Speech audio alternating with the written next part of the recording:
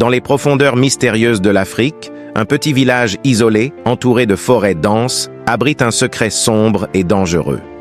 Au cœur de cette forêt se dresse un arbre d'ébène massif, vénéré par certains comme un symbole de vie, mais redouté par d'autres pour la malédiction qu'il porte en lui.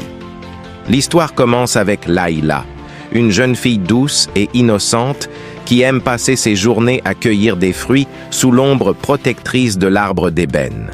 Elle ignore tout de la légende qui entoure cet arbre, une légende qui parle d'une force ancienne, endormie sous ses racines. Un jour, en quête d'un fruit particulièrement brillant, Layla enfreint une règle sacrée du village: ne jamais cueillir le fruit qui pousse le plus haut sur l'arbre d'ébène.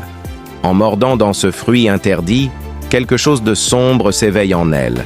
Ce qui était autrefois un cœur rempli d'amour et de joie se transforme en un puits de colère et de haine.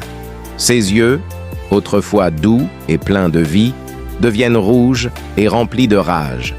Elle commence à voir des visions, des images troublantes d'une ancienne querelle entre deux clans qui autrefois habitaient cette région. Une haine ancestrale, enfouie depuis des générations, s'empare d'elle, la manipulant comme une marionnette pour accomplir une vengeance longtemps attendue. Le village, autrefois paisible, est bientôt plongé dans la terreur. Les habitants, effrayés par le changement soudain de Layla, fuient devant elle, sentant l'aura sombre qui l'entoure. Layla, consumée par cette force maléfique, marche vers le centre du village avec un seul but en tête: détruire tout ce qui se trouve sur son passage.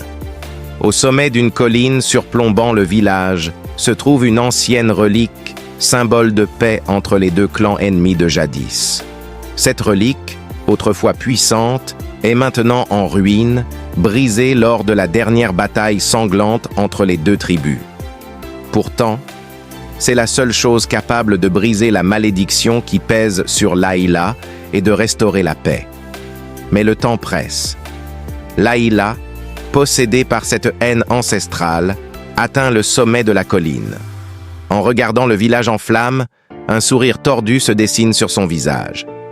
La bataille entre le bien et le mal se joue devant elle, mais la force qui l'a possédée semble trop puissante pour être vaincue. Alors que les flammes consument le village, une question demeure. Y a-t-il encore une chance de sauver Layla et de mettre fin à cette malédiction? Ou cette légende sombre est-elle destinée à se répéter, génération après génération, plongeant tout sur son passage dans la haine et la destruction?